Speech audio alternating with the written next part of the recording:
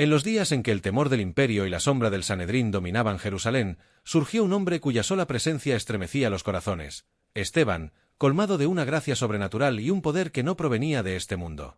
Caminaba por las calles polvorientas como un mensajero del cielo, y donde él hablaba, el silencio caía como un manto; donde extendía su mano, la enfermedad huía, y donde sus ojos se posaban, la esperanza renacía.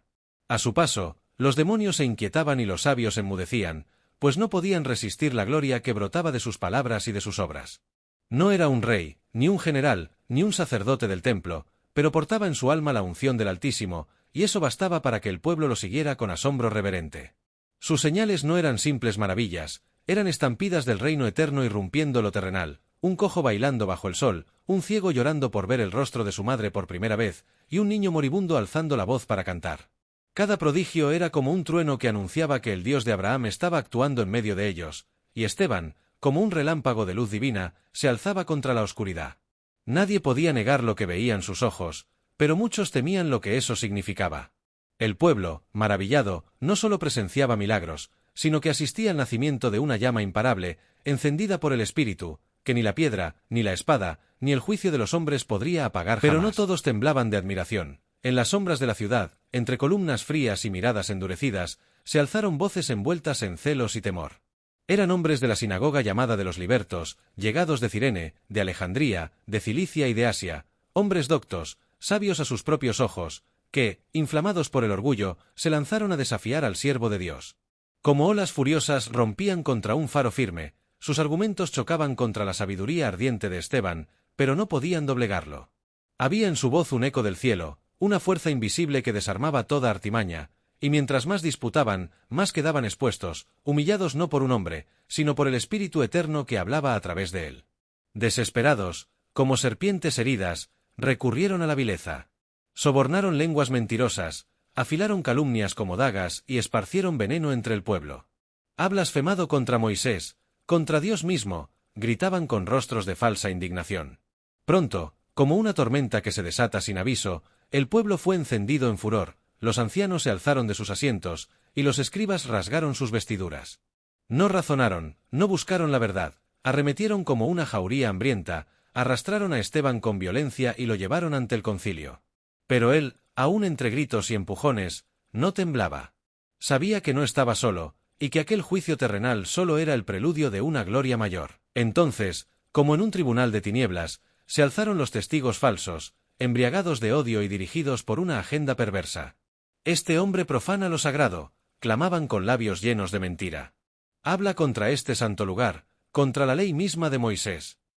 Y la acusación más temida retumbó en los muros: «Ha dicho que ese Jesús de Nazaret destruirá este templo y trastocará nuestras antiguas costumbres».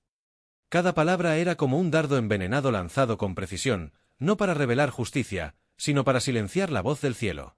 En medio del concilio, se desató un murmullo espeso como humo, y las miradas caían sobre Esteban como piedras invisibles que ya presagiaban su destino. Pero entonces, ocurrió lo inesperado. En aquel recinto cargado de hipocresía, donde la ira y la falsa religiosidad formaban un juicio amañado, todos fijaron la vista en Esteban y enmudecieron. Porque su rostro, lejos del miedo, lejos del temblor humano, resplandecía como el de un ángel. No era brillo de este mundo, ni era furia contenida, era la calma de quien ha visto la eternidad. En sus ojos no había odio, sino paz, en su semblante no había derrota, sino una gloria que parecía descender del trono de Dios. Aquel rostro predicaba más que 1000 palabras, como si el cielo mismo declarara su veredicto antes que los hombres pudieran pronunciar el suyo. Y en ese silencio sagrado, el concilio, por un instante, no juzgó a Esteban, sino que fue juzgado por su luz. Entonces, al ser interrogado por el sumo sacerdote, Esteban no se defendió con temor humano, sino que alzó su voz como un heraldo del Altísimo, y el tiempo pareció detenerse en el recinto. Comenzó desde lo alto de la historia sagrada, no para halagar a sus jueces, sino para recordarles que su linaje no nació en el templo, sino en el llamado de un Dios vivo. Con voz firme recorrió los pasos de Abraham, quien salió sin saber a dónde iba, obedeciendo la promesa. Habló de Isaac, de Jacob, de los 12 patriarcas que, movidos por la envidia, vendieron a José, sin saber que Dios lo había enviado antes que ellos. Habló del clamor de Israel en Egipto, y de Moisés, salvado de las aguas, criado entre reyes, y luego rechazado por su propio pueblo cuando quiso redimirlos. Cada palabra era un relámpago de verdad. Les recordó que Moisés fue enviado por Dios como libertador, que fue el quien recibió la ley en el monte, quien habló del profeta que vendría. Pero también les mostró cómo sus antepasados, en lugar de adorar al Dios vivo, se postraron ante ídolos, alzaron el becerro de oro, y se aferraron más al ritual que a la presencia gloriosa. Y al llegar al corazón del mensaje, Esteban ya no hablaba solo como un hombre, sino como un profeta lleno del Espíritu. Duros de cerviz, incircuncisos de corazón y de oídos, tronó con voz de trueno. Vosotros resistís siempre al Espíritu Santo, como vuestros padres, así también vosotros. Sus palabras cayeron como martillos sobre las piedras del orgullo religioso. Les mostró cómo habían perseguido a todos los profetas, cómo mataron a los que anunciaban al justo, y ahora se habían convertido en traidores y asesinos del Mesías mismo. Ellos, que se jactaban de la ley, no la habían guardado. Era el juicio de Dios, saliendo de los labios de su siervo. El concilio no estaba simplemente escuchando historia, estaba siendo confrontado con su propia traición. En ese instante, en lugar de reflexionar, se inflamaron de furia, sin saber que estaban presenciando el rostro más puro de la verdad. Al oír aquellas palabras como fuego ardiente, los corazones de los jueces se volvieron brasas encendidas de odio. No pudieron resistir la verdad, ni enfrentar la luz que los desnudaba, y en lugar de quebrantarse, se endurecieron como piedras. Sus rostros se deformaron de furia, sus manos se apretaron con violencia, y sus dientes crujieron como bestias contenidas, deseando devorar al justo. Era el momento del juicio humano, pero Esteban no miraba ya a los hombres.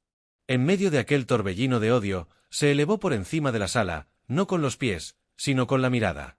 Sus ojos, guiados por el Espíritu Santo, atravesaron los velos del mundo visible y contemplaron la realidad que sostiene todas las cosas. Y allí, ante él, se abrieron los cielos. Entonces, su voz se alzó, no con temor, sino con una paz que desarmó el tiempo. «¡He aquí!», exclamó, y su rostro resplandecía como si el mismo cielo hablara a través de él. «Veo los cielos abiertos, y al Hijo del Hombre que está a la diestra de Dios». No fue una visión común, fue la revelación final, el premio del testigo fiel. No vio un trono vacío, no vio a un juez distante, vio a Jesús, de pie, no sentado, como quien se pone en pie para recibir al primer mártir de su iglesia. En ese instante, Esteban ya no estaba en la tierra, había cruzado el umbral de la eternidad con los ojos abiertos, y el cielo, por primera vez en la historia cristiana, se dejó ver por un hombre moribundo, coronado de gloria. Los corazones endurecidos ya no podían tolerar tanta luz. Como bestias enfurecidas, los miembros del concilio gritaron con violencia, tapándose los oídos para no oír más la verdad que los atravesaba como una espada. Con un solo impulso, arremetieron contra Esteban, lo arrastraron fuera de la ciudad santa, como si la presencia del justo fuese una ofensa intolerable. Allí, en la tierra del exilio, donde el hombre se cree juez del siervo de Dios, se levantaron las piedras del odio. Los testigos, como si su acto fuera solemne, depositaron sus ropas a los pies de un joven llamado Saulo, testigo silencioso de la escena, ajeno a una que estaba presenciando la sangre que sembraría su propio destino. Las piedras comenzaron a volar como sentencias de muerte, pero Esteban no maldijo, no se quebró, no huyó. Alzando su voz por encima del estruendo, elevó una oración que selló su eternidad: «Señor Jesús, recibe mi espíritu». Y entonces, en el instante en que su cuerpo era herido, su alma se encendía en la gloria. Cayó de rodillas, no por debilidad, sino como quien rinde su vida en acto de adoración final. Y con una fuerza que solo puede venir del cielo, clamó con todo su ser: «Señor, no les tomes en cuenta este pecado». No hubo odio, ni sed de justicia humana. Hubo perdón, el mismo que vio en su Salvador. Y habiendo dicho esto, durmió. No murió como mueren los hombres, sino como duermen los santos, con la paz del que ha vencido. Las piedras cesaron, el polvo se asentó, y mientras los hombres se retiraban sin comprender lo que habían hecho, el cielo se mantenía abierto, porque un hijo había vuelto a casa, coronado por aquel que concluye la historia del primer mártir de la Iglesia, pero no con un final, sino con un principio glorioso. Porque en la muerte de Esteban no hay derrota, hay victoria, no hay oscuridad, sino una luz que brilla aún más allá del sepulcro. Su rostro resplandeció como el de un ángel, no porque él fuera grande, sino porque contempló la grandeza de aquel que está sentado, o mejor dicho, de pie, a la diestra del Padre, Jesucristo, el Hijo del Hombre, Rey de Reyes y Señor de Señores. En cada palabra de Esteban, en cada milagro, en cada argumento y en cada piedra que cayó sobre su cuerpo, se revelaba la vida misma de Cristo en él. No fue Esteban el centro de esta historia, sino Cristo glorificado en su siervo. Su fidelidad fue reflejo de la fidelidad del Salvador, su perdón, un eco del Padre, perdónalos del Calvario, su muerte, una siembra santa que daría fruto en el corazón de un joven llamado Saulo. El mensaje que emana de esta historia no es simplemente el valor del testimonio, sino la supremacía de Cristo en medio de la oposición. Mientras el mundo se resiste a la verdad, mientras las piedras del odio continúan lanzándose contra el Evangelio, hay una gloria que permanece abierta en lo alto. El cielo no se cerró con Esteban, al contrario, se abrió para mostrarnos que toda fidelidad, todo sufrimiento, toda vida entregada por amor a Jesús, tiene su recompensa en la eternidad. Y hoy, como en aquel día, el mismo Jesús sigue de pie, recibiendo a cada uno de los suyos que vive, sufre y muere para su gloria. La historia de Esteban no es solo historia, es un llamado vivo a seguir a Cristo con todo el corazón, hasta el último aliento, sabiendo que quien pierde su vida por él, en verdad la gana para siempre.